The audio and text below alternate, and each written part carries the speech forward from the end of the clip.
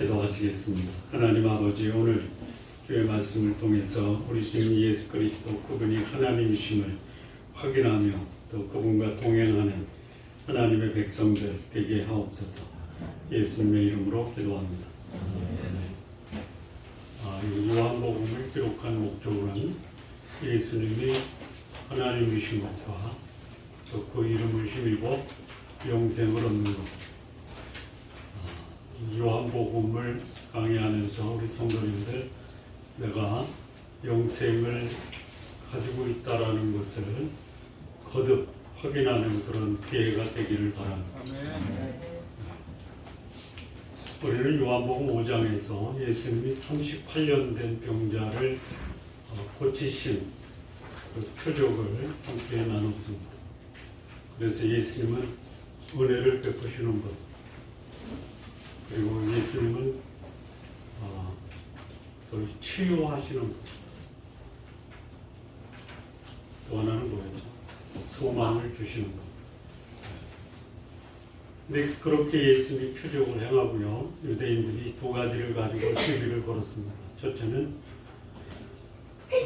6월절에 자리를 들고 걸어가는 38년 병자로 있다가 치유된 사람이 치유된 것에 대한 그 감격은 전혀 인정하지 않고 안식일날 자리를 들고 걸어갔다 라고 정죄를 합니다. 정죄. 혹시 여러분에게 좋은 감격의 사건이 있는데 그거를 칭찬하고 또 함께 기뻐하고 또 그것을 인정해 주는 사람이 있는 반면에 그 축복받고 감격스러운 사건을 비난하고 정죄하는 사람이 이상하죠. 근데 그게 내가 별로 그 사람의 가치를 인정하지 않는 사람이 그렇게 비난하고 정죄하면 무시하면 되는데, 내 신상에 굉장히 중요한 영향을 끼치는 사람이 비난하고 정죄하면 위축되죠. 그리고 누가 너를 고쳐줬냐 했더니 모르다가 성전에서 예수님을 만나고 예수님이라고 하니까 이제는 뭘 가지고 시비 거냐면 안식일에 병을 고쳤다라고 소위 박해를 시작합니다. 이게 누구냐면 하나님을 알고 있는 종교인들이 하나님이 행하는 역사를 보고 정죄하고 박해할 수 있어요. 여러분 주변에 믿지 않는 옆 사람이 여러분들을 비난하고 박해한 적 있어요? 있을 수 있어요. 그렇게 흔치가 않죠. 그런 사람은 이제 관계가 깨지죠. 근데 이 신앙의 공동체라고 하는 교회 내에서 혹시 비난이나 또는 불이익을 받아보신 적이 있으세요? 있을 수 있어요? 네? 이상하게 여기지 마세요. 하나님의 은혜를 받은 사람도 비난을 받고 하나님도 박해를 하는 것이 어디에서 벌어지냐면 성전에서 벌어질 수 있다. 그런 일이 벌어질 때 놀라지 마십시오. 기절초풍하고 놀라서 그 다음부터는 안 나오죠. 그래서 예수님을 박해하는 유대인에게 예수님이 증언을 하십니다. 증언. 무슨 증언을 하냐면 나는 하나님과 동등되었다라고 증언을 하세요. 그 근거가 뭐냐? 적어도 네 가지가 나와요. 첫째는 내가 하는 일을 봐라. 아버지가 하는 거하고 내가 하는 게 똑같지 않냐. 그래서 예수님의 사역이 예수님이 하나님과 동등된 것을 증거합니다. 두 번째는 뭐냐면 아버지께서 죽은 자를 살리신 것처럼 아들도 자기 원하는 자를 살리신다. 소위 말하면 예수님의 권세가 죽은 자를 살리는 부활의 권세를 가지고 있다. 그러니까 죽은 자를 살리는 자는 누구다? 아버지와 동등된 자다. 세 번째는 예수님께서 아버지께서 심판하는 것을 다 아들에게 맡기셨다. 심판의 권세를 가지고 계세요. 여러분 하나님의 심판을 받으면 아프죠? 그런데 억울하지는 않죠? 모르시나? 남이 나의 잘못을 지적하면 기분 나쁘죠. 근데 내 속에서 내가 잘못됐다라고 말하면 왠지 내 죄가 씻어지는 것 같죠. 내 양심이 말하는 것은 누가 말하는 거다? 하나님이 말씀하는 거다. 그 다음에 네 번째는 뭐냐면 하나님을 공경하는 것. 그거는 예수님을 공경하는 것과 똑같습니다. 그러니까 예수님을 공경하지 않으면 아버지를 공경하는 것이 아니다. 그래서 예수님이 하나님이심을 증명하는 네 가지 근거는 뭐냐면 예수님의 사역, 예수님의 부활의 권능, 그리고 심판의 권능, 그리고 아버지와 함께 존귀함을 받는 이 영광이 예수님이 하나님이심을 증거한다 라고 지난 시간에 우리 함께 나눴죠. 이거를 뭐라고 하냐면 예수님의 증언이라고 합니다. 자, 예수님의 증언이 진리입니까? 아니면 거짓입니까?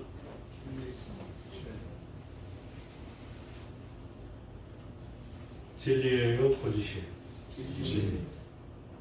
근데 예수님이 뭐라 그러냐면 내가 나를 위해서 증언하면 내 증언이 참되지 아니하다라고 하셨어요. 우리는 그냥 읽었죠. 읽다 보면 이제 알게 되죠.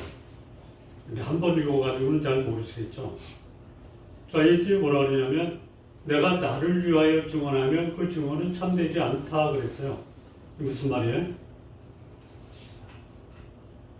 이거는 이제 법적인 용어거든요. 법정에서 자백은 증거로 채택이 됩니까? 안 됩니까?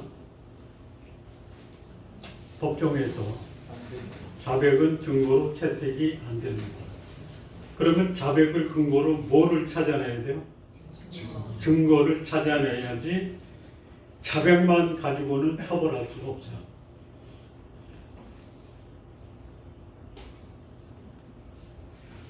이게 적절한 얘기인지는 모르는데요.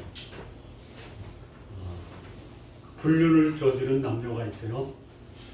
지금은 이제 불륜이라는 말이 없어요. 네? 그래요? 모르셨어요? 간통죄 폐지된 거 아시죠? 근데 전에 불륜을 저지른 남녀가 고발이 돼서 법정에 섰어요. 그 남자한테 질문을 합니다. 당신 불륜을 저질렀어? 남자가 네, 저는 불륜을 저질렀습니다. 여자에게 묻습니다. 당신 불륜을 저질렀습니까? 아니요.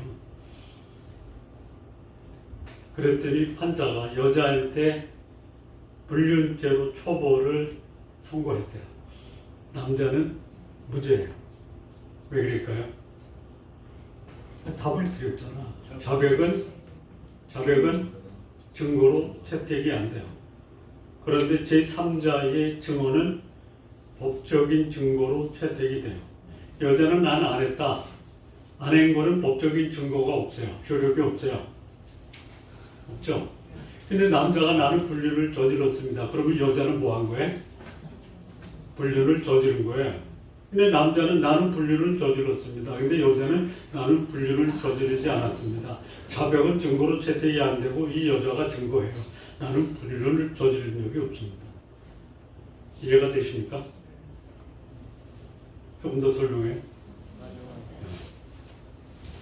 예수님이 하신 말씀이 참이에요, 진리예요. 어디 나오냐면 요한복음 8장에 나오거든요. 요한복음 8장은 무슨 장이냐면 현장에서 가늠하다 잡힌 여인이에요. 그때 유대인들이 또 그래요. 네 증언은 참되지 않다. 그래서 예수님은 맞다, 나의 증언은 참이다. 너희들은 내 자백이, 내 증언이 참이다가 않았지만 내 말은 진리다. 한번 찾아보실까요? 요한복음 8장 13절, 14절을 보면요. 바리새인들이 이르되 내가 너를 위하여 증언하니 내 증언이 참되지 아니하다. 자백은 증거로 받을 수가 없다는 거예요. 그런데 예수 뭐라고 했냐면 14절에 예수께서 대답하여 이르시되 내가 나를 위하여 증언하여도 내 증언이 참되다. 왜냐? 나는 내가 어디서 오며 어디로 가는지 알거니와 너희는 내가 어디서 오며 어디로 가는지 알지 못한다. 여기서 예수님이 이제 유보하신 거예요. 내가 이제 부활의 주다, 심판의 주다. 내 사역이 내가 하나님과 동등됨을 증거한다. 내가 영광과 존귀받기에 합당하다라고 증언한 그 증언을 유대인들이 나 그거 못 받겠다. 그래 일단 그거는 접어두자라고 말씀하십니다. 근데 32절에 예수님이 뭐라고 하냐면 나를 위하여 증언하시니가 따로 있다. 이 뭐냐면 제3자라는 거예요. 제3자가 나를 증언하고 있다. 그래서 제3자가 증언하는 것, 본인 내가 증언하는 것은 너희들이 진리라고 받아들이지 않아도 제3자가 증언하는 것은 참인 줄 너도 알고 나도 알지 않냐, 이렇게 시작하는 거예요. 그래서 오늘 이 본문의 제목은 뭐냐면 예수님이 하나님이신 근거들이, 증언들이. 그 첫 번째 그 증언 또는 증인 누구냐면 요한이에요. 너희가 요한에게 가서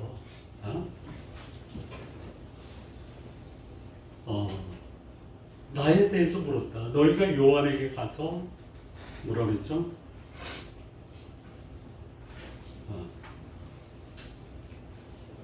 너희가 요한에게 사람을 보내면 요한이 진리에 대해서 증언했다. 자, 여러분이 생각하는 진리가 있죠. 아마 시험 문제에 당신이 알고 있는 진리에 대해서 논하세요. 이렇게 주관식으로 나오면 지금 머리가 막 돌아가죠. 내가 생각하는 진리.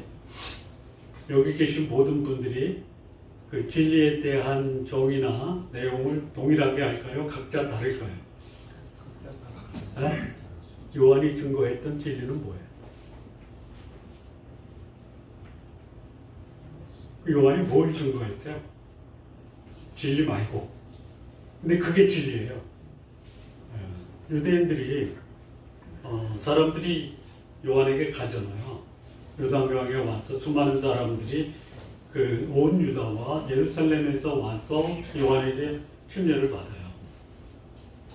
이제 바리새인들이 요한에게 사람을 보내잖아요. 너희가 요한에게 사람을 보내. 왜 보내요? 요한 너는 누구냐? 그래서 이렇게 물어요. 너 그리스도냐? 아니다. 그 선지자냐? 아니다. 그랬더니 이제 바리새인들이 보낸 사람이 그러면 너는 너에 대해서 뭐라고 하느냐? 요한은 요한에 대해서 뭐라고 얘기하냐면 나는 광야에서 외치는 자의 소리다. 여러분 제 말씀을 듣잖아요. 말씀이 남아요? 소리가 남아요? 쉽게 얘기해서 제 목소리가 가라앉고 가라앉고 쉰 소리가 들려요? 아니면 가라앉고 쉬어도 내가 전하는 말씀이 들려요? 요한이 그렇게 얘기했어요. 나는 소리야, 소리. 여러분 소리에 감동을 받는 사람이 많아요? 그 내용에 감동을 받는 사람이 많아요?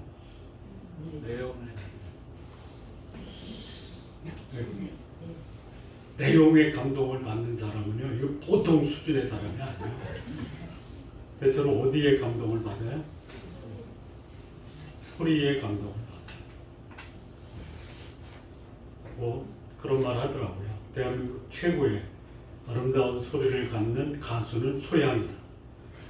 최고의 그 아름다운 소리를 갖는 성악가는 조수입니다. 동의하십니까? 네? 아니야 나야 이렇게 생각해요. 그가 전하는 그 노래 속에 담겨있는 그 가사가 기억이 나십니까? 그분도 대단한 분이에요. 사람들이 소리에 관심이 더 많아요. 근데 사실은 그 소리가 아름다운 것은 내용을 더 정확하고 분명하고 감동적으로 전할 수 있는 하나의 매체예요, 매체. 그래서 사람들이 스피커 좋은 거 사는 거야. 스피커 하나에 몇 억짜리.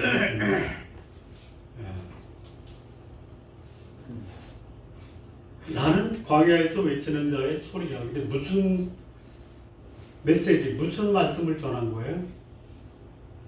무슨 말씀을 전하냐면요. 내 뒤에 오는 자가 나보다 더 큰 자야. 그래서 나는 그의 신들과도 풀을 수가 없어. 그는 흥하여야 되고 나는 세어야 돼. 근데 예수에 대해서 요한이 전한 게 뭐냐면 보라 세상죄를 지고 가는 하나님의 어린 양이다. 라고 준 거예요. 거기에 진리가 있어요. 세상죄를 지고 가는 하나님의 어린 양이 뭐예요? 진리예요. 거기 진리의 핵심이 뭐냐면 세상 죄를 짊어졌다. 다시 말하면 죄 문제 해결됐다. 이게 진리의 핵심이에요. 우리가 풀어야 될 문제들이 많아요. 죄 문제는 풀려고 하지 않죠.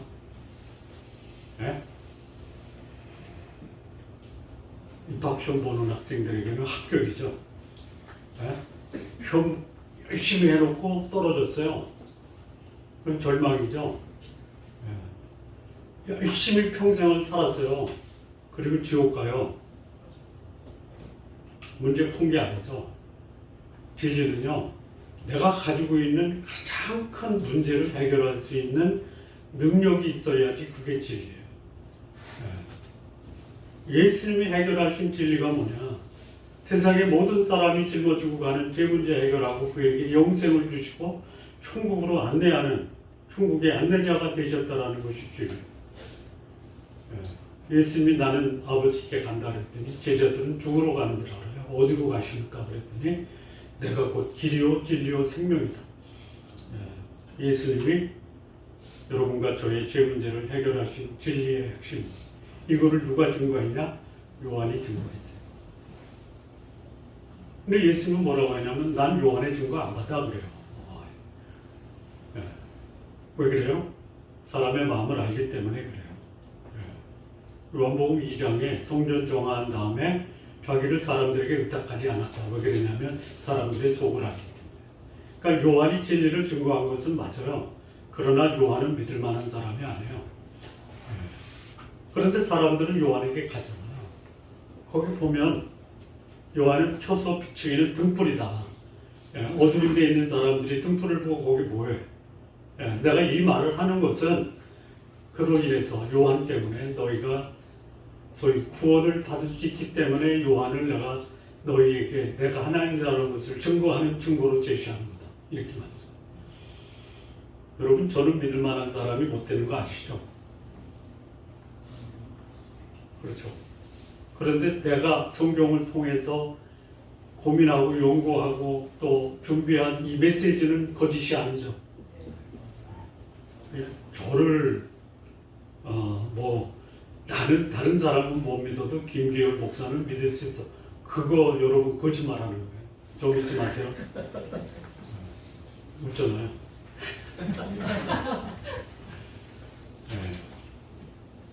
근데 요한이 사람들에게는요 켜서 비추이는 등불처럼 보였고요. 그리고 또 뭐라고 했냐면 너희가 그 빛에 즐거이 있기를 원했다. 그러니까 유대인들이 존경하고 따랐던 요한이 예수님이 하나님이신 것을 증거했고, 그리고 그 빛 가운데 요한이 증거했던 그 진리의 말씀 안에 유대인들이 거하기를 원했다 이거예요. 그 첫 번째 예수님이 하나님이신 것을 증거하는 증거가 뭐냐? 요한이에요. 그렇다면 여러분들을 사람들이 믿을 수 없어도 그래도 여러분의 말을 듣는 여러분 주변 사람들이 여러분은 참 괜찮다라는 말은 들어야 돼요. 네? 그래야지 여러분들이 전하는 그 말씀이 사람들이 저 말씀이 빛이다라고 그 빛 가운데 거하기를 원할 수 있다. 자, 두 번째 증거는 뭐냐면요. 대개는 요한의 증거보다 더 큰 증거가 있다. 요한의 증거도 이거 웬만한 증거가 아니에요. 사람들이 그를 선지자로 알았어요. 하나님께로부터 보내심을 받은 자라고 알았어요. 그런데 이보다 더 큰 증거가 있어요. 그게 뭐예요? 지금까지 예수님이 행하셨던 그 역사, 아버지께서 내게 주사 내가 이루었던 그 역사, 내가 행한 그 역사가 내가 하나님께로부터 온 것을 증거하고 있다. 예수님이 무슨 일을 하셨어요? 요한복음에 나오는 것만 보면요, 갈릴리 가나에서 물로 포도주를 만들었어요. 뭐예요? 예수님은 창조주다라는 것을 말씀하는 거예요. 증언하는 거예요. 또 무슨 역사를 하셨어요? 평생의 삶의 의미를 상실하고 쾌락을 추구했던 한 여인이 예수님을 만나서 전도자로 변화되는 그 표적을 봤어요.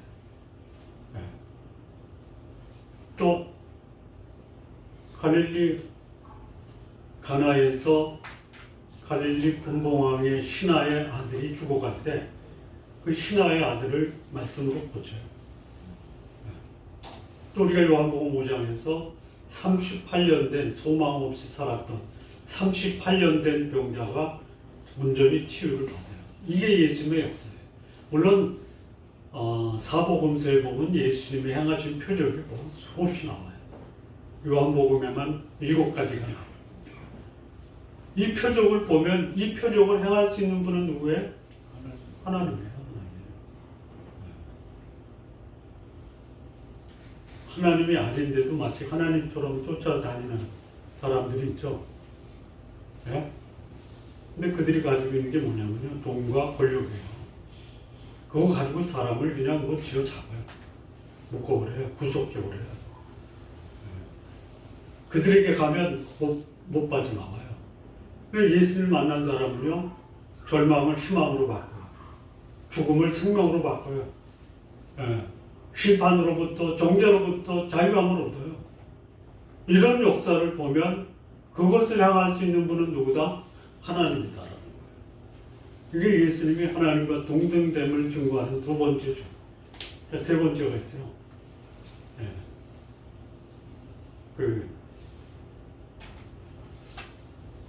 임금의 아들은 누구예요? 임금이죠. 대접을 그대로 받죠. 물론 뭐 왕자들 사이의 권력 다툼으로 그야말로 아비규환의 살육이 넘쳐나는데, 그래도 왕자가 태어나면 왕 대접 받죠. 예수님이 하나님이신 것을 누가 증명하세요? 하나님이 증거하세요. 그 말씀 보면은 나를 보내신 아버지께서 나를 증언하셨는데, 하나님이 증언하세요. 언제 하셨어요? 언제 하셨어요? 언제 하셨냐면요, 예수님이 이제 그 출생할 때 들에서 양을 치고 있는 목자에게 누가 나타나요? 천사가 나타났죠. 천사가 나타나서 누구의 말을 전해요? 하나님 아버지의 말을 전해죠. 오늘날 다윗의 동네에 너희를 위하여 구주가 나셨으니 곧 그리스도 주시니. 누가 증언한 거예요? 하나님이 증언하신 거예요. 그거를 전하는 메신저가 천사지만 그 말은 누구의 말씀이에요? 하나님 아버지의 말씀이에요. 예수님의 공생의 시작 때 요단강에서 요한에게 침례를 받을 때 하늘이 열려요.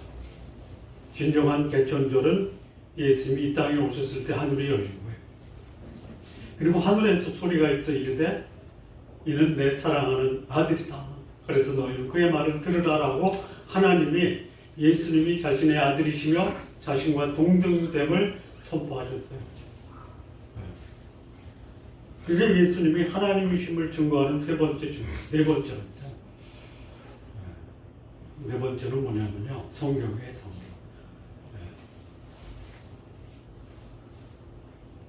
너희가 성경에서 영생을 얻는 줄 생각하고 성경을 연구하거니와 이 성경이 곧 내게 대해서 증언하는 것이라.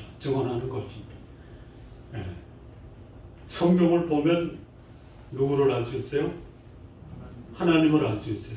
그런데 성경을 더 깊이 연구하다 보면, 예, 너희가 성경에서 영생을 얻는 줄 알고 성경을 어떻게 한다고 했죠? 성경을 얻는 줄 생각해요. 성경을 보면요, 어떻게 하면 영생을 얻는다 생각하게 돼요. 생각하면 내 생각에 머물러 있으니까 뭐를 해야 돼요? 성경을 연구해야 돼요. 성경에 사로잡혀서 성경을 연구하는 사람은요, 예수님이 하나님이다라는 사실을 확실하게 알 수 있어요. 왜 예수님을 믿지 못하느냐? 성경을 연구하지 않아서 그래요. 여러분, 성경을 연구하면 예수님이 하나님이다라고 고백할 수 있어요. 그런데요, 신학을 연구하면요, 예수님이 하나님이 아니다라고 주장할 수도 있어요. 네. 신학교에서 가르치는 교수 중에 예수님을 안 믿는 교수들이 굉장히 많습니다. 네. 조금 설명드리면요, 미국에 소위 하버드, 예일, 프린스턴, 브라운, 이게 아이비리그거든요. 예수님 믿지 않는 신학교 교수들이 많아요. 왜 그러냐면요, 학문적으로 예수님은 하나님이 될 수가 없어요. 학문적으로 얘기하는 거예요. 학문이 뭐예요? 진리가 아니에요. 진화론이 진리입니까? 그들은 진리라고 해요. 예. 그들의 학문이 하나님은 없고 자연은 태생적으로 진화해서 인간이 됐다. 예. 거기에 우리 젊은이들이, 아니 우리들도 그랬어요. 예. 학문이 되려면 두 가지 조건을 갖춰야 돼요. 하나는 뭐냐? 과학적 근거가 있어야 돼요. 과학적 근거. 요거를 뭐라고 하냐면 경험주의라고 그래요. 또 하나는 뭐냐면 논리적 합리성을 가지고 있어요. 뭐 합리주의라고 그래요. 합리주의의 그 대표적인 게 뭐냐면 논리예요. 논리. 논문에 논리가 없으면 채택이 안 돼요. 그 다음에 소위 그 근거, 과학적, 역사적 근거가 있어요. 그게 뭐냐면 실험을 통해서 검증이 돼야 되고요. 역사적 유물이 있어야 되고요. 그 다음에 문헌이 있어야 돼요. 그래서 문서 비평학 또는 성서 고고학, 이런 것들이 있어야지 이게 진리예요. 근데 채택되지 않는 소위 문헌이 있어요. 성경은 신학, 논문에서 채택을 안 해요. 그러니 하나님이 없어요. 그래서 그들의 신학을 뭐라고 하냐면 사신신학적, 하나님은 죽었다. 그걸 믿는 신학교 교수들이 많다. 그래서 나온 학문들이 뭐냐면요, 인간의 경험을 가지고 신학을 정립하는 거예요. 그걸 뭐라 그래요? 현대 신학이라고 하는. 거기에 사람들이 넘어가요.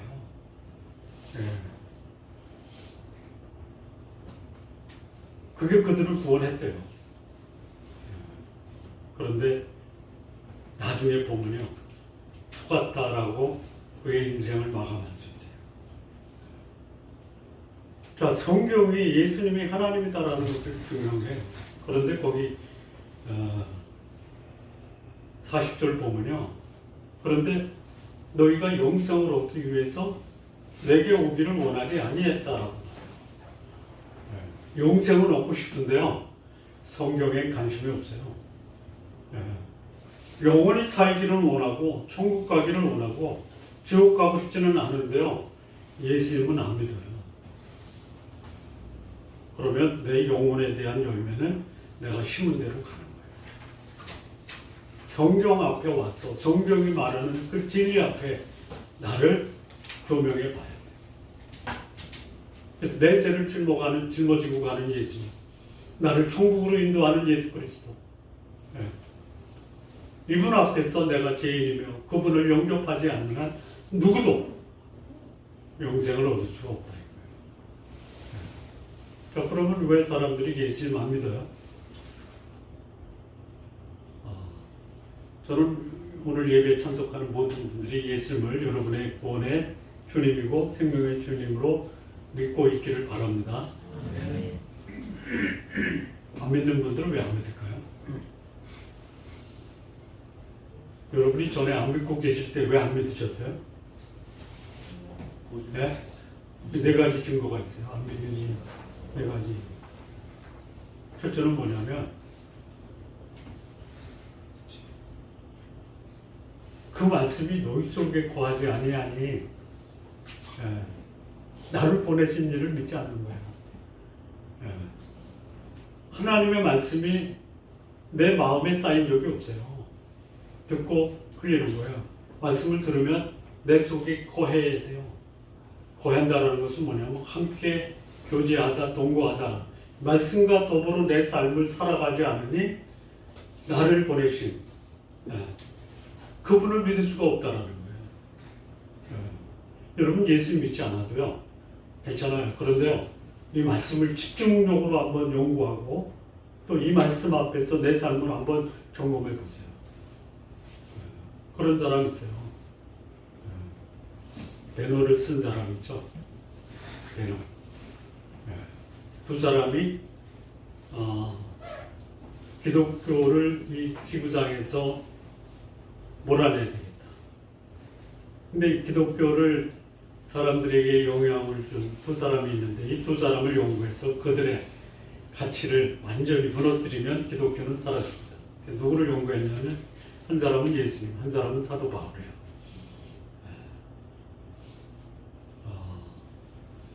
그 사람 중에 한 사람이 인거졸이라고 하는 영국의 무신론자예요. 성경을 그냥 샅샅이 두셨어요. 그리고 예수님은 하나님이 아니다, 구원자가 아니다. 그래서 손 바짝 들었어요. 예수님이 하나님이다 라고 쓴 책이 뭐냐면 배너예요, 배너. 성경을 연구하면요 예수님은 나의 주, 나의 하나님이다라고 고백할 수밖에 없어요. 성경을 관심이 없고 성경을 연구 안 해요.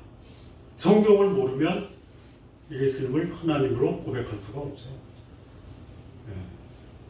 우리 성도님들 성경 공부에 좀 박차를 좀 가했으면 좋겠어요. 후회하지 않는 삶 여러분에게 소개하는 성경을 공부하십시오. 자, 두 번째는 뭐냐면요.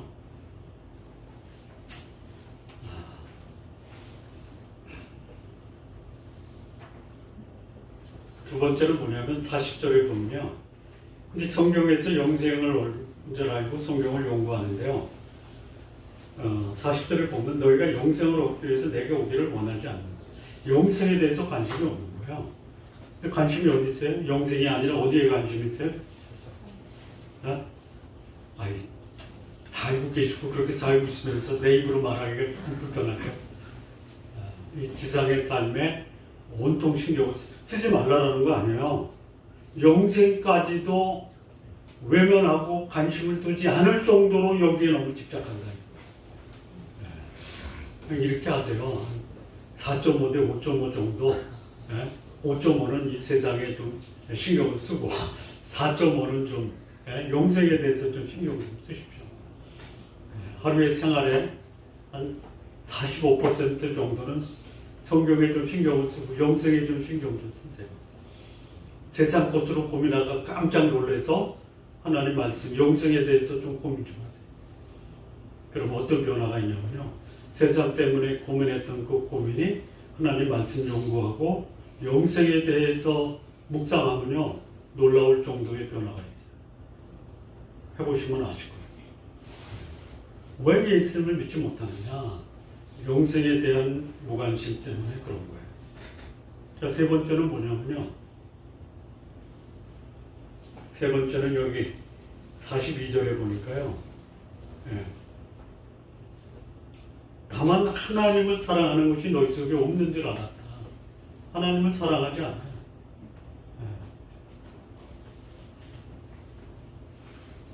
하나님을 사랑하는 사람의 특징이 뭐예요?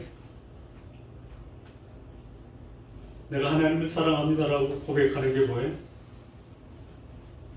예배예요, 예배. 예배. 그러니까 예배에 대한 감격이 없으면요, 예수님을 믿고 있다라는 것을 한번 점검해 볼 필요가 있어요. 하나님을 사랑하는 사람은요, 예배에 대한 감격이 있고 기대가 있어요. 근데 여기 예수를 믿지 않는 사람들이 뭐냐? 하나님을 안 믿는 거예요. 영생에 대한 관심도 없고요, 하나님을 믿지 않는 거예요. 하나님을 사랑하는 것이 너희 속에 없다. 자, 하나님을 사랑하는 게 예배도 있지만 또 있어요. 이게 놀랍게도 연관이 돼 있어요. 나의 계명을 가지고 지키는 자라야 나를 사랑하는 자야. 나를 사랑하는 자는 내 아버지께 사랑을 받을 것이고 나도 그를 사랑하여 그에게 나를 나타내리라. 하나님을 사랑하는 방법은 뭐예요? 하나님의 말씀을 순종하는 거예요. 하나님의 사람이 다른 사람으로부터 저 사람이 하나님의 사람이다라고 하는 것은요, 여러분이 하나님을 사랑하는 거 잘 몰라요. 그런데 그 소위 세상에서 저 참 지독한 광신자다. 여러분, 광신자는 되지 마십시오. 네? 하나님을 사랑하는 신자는 되십시오. 애신자는 되십시오. 네? 뭐예요? 말씀을 가지고 순종하는 거예요. 그게 사람들에게 보여요. 네. 아, 저거는 말씀 앞에 순종하는 분이야. 네. 우리가 살아가는 방법과 달라. 네. 그게 하나님 사랑하는 거예요. 네. 우리 성도님들이 의사결정하거나 여러분의 행동을 할 때 하나님의 말씀이 뭐라고 말씀하나 한번 이렇게 점검하고 그리고 확인한 다음에 행동하세요. 말씀을 할 때도 마찬가지예요. 아까도 얘기했지만 저는 믿을 만한 사람이 못 돼요. 왜냐면요, 저는 뭐 한 70%대 30% 말씀대로 살지 못하는 게 한 70, 이 지상에 사는 게 30%는 그래도 고민해요. 제가 하는 말은 그래도 저 말은 들을 만한 가치가 있는데 김 목사 삶은 전혀 본받아서는 안 돼. 이렇게 생각하세요. 네? 위로가 되시나? 왜 사람들이 예수를 못 믿냐? 하나님이라는 것을 못 믿냐? 첫째는 말씀이 내 속에 없어요. 둘째는 영생에 대한 관심이 없어요. 셋째는 하나님을 사랑하지 않아요. 네 번째가 있어요. 너희가 세상의 영광을 취하고 유일하신 아버지께로부터 오는 영광을 취하지 아니하니. 세상의 영광이 아버지께로부터 오는 영광보다 훨씬 더 가치 있게 보는 거예요. 세상에서 오는 사람으로부터 오는 영광이 뭐가 있을까요? 매력적일까? 세상이 주는 사람으로부터 오는 영광이 매력적일까요? 하나님이 주시는 영광이 매력적일까요? 매력이라는 말을 다른 말로 바꾸면 관심을 끌만하다. 이게 매력이죠. 어떤 것이 더 매력적이에요? 네? 참 이게 좀 조금 아이러니한 거예요. 네. 친구 만나러 갈 때는 양복에 넥타이 메고 가는데 교회 올 때는 편안한 복장으로 오는 분들, 저는 조금 좀 그래서 어느 분이 그래요. 야, 너네 교회 교인들 예배 드리러 올 때 남자는 양복 입고 여자는 한복 입고 오라고 그래요.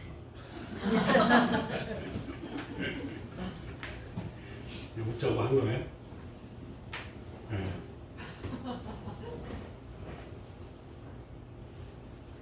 자, 사람으로부터 오는 영광이 뭐예요? 사람은 누구를 이렇게 뽑아둬요? 누구?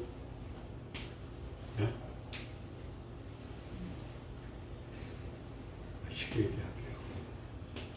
피부 관리샵이 왜 사람들이 많이 모여요? 이뻐지려고.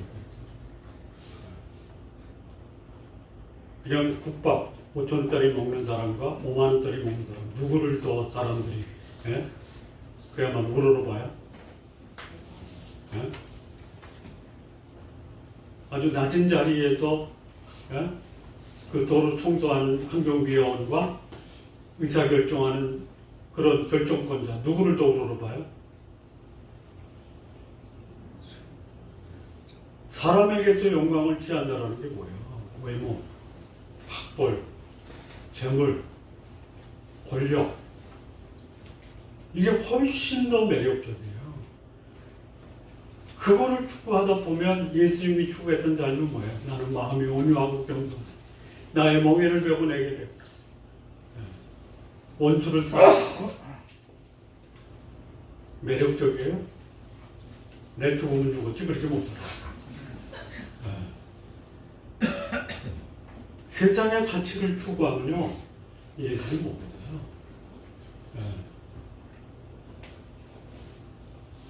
저도 그런 소리 들었어요. 당신은 가족이 중요해, 성도가 중요해, 다 중요해요.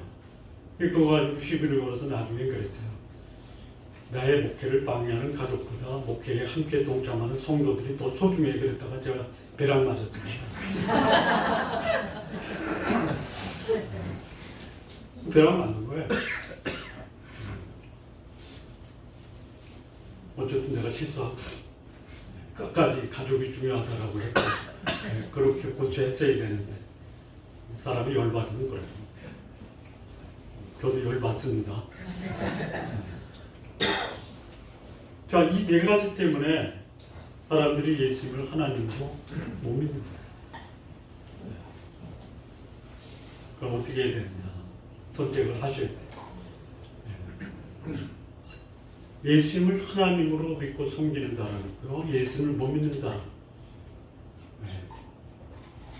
그 결말이요. 분명해요. 자, 모세가 증언을 해요. 뭘 증언하냐면 예수님이 하나님이다라는 것을 증언해요. 이게 어디 써 있냐면 모세의 글에 써 있어요. 그런데 모세의 글도 믿지 않아요. 그러니 예수님도 안 믿는 거예요. 이게 무슨 말이에요? 모세의 글에 뭐가 써 있어요? 46절, 47절. 그러니까 모세를 믿었다면 예수님도 믿어야 되고요. 그 예수님이 하나님이라는 것을 모세의 글에 기록이 되어 있는데 47절에 보니까 모세도 안 믿어요. 모세의 글도 안 믿어요. 그러니 예수님을 믿겠어요. 자, 모세의 글에 뭐가 써 있어요? 모세의 글이요. 대표적인 글이 신명기 28장이에요. 28장.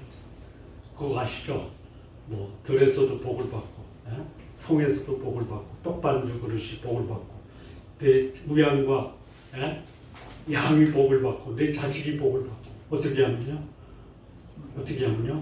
삼가 내가 내게 말한 말을 지키면 복을 받아요. 그 다음에 말씀을 지키지 않으면 어떻게 돼요? 성읍에서도 벌을 받고, 들에서도 벌을 받고, 떡반주 그릇이 벌을 받고, 후손들이 벌을 받고. 그런데요, 사람들이요, 벌은 불순종하면서도 벌은 안 받습니다. 근데 복은 받기 원하는데 순종은 안 해요. 그게 모세의 글이 순종하면 복이다, 불순종하면 벌이다 하는데 하나님이 순종하는 자에게 주신 복은 원해요. 복은 원해. 그 복은 추구하는데 말씀은 저버리는 거예요. 오늘 다 똑같아요. 여러분, 문제가 없는 게 복입니까? 문제를 극복하는 게 복입니까? 둘 다 복이죠. 있는 것보다 없는 게 낫죠.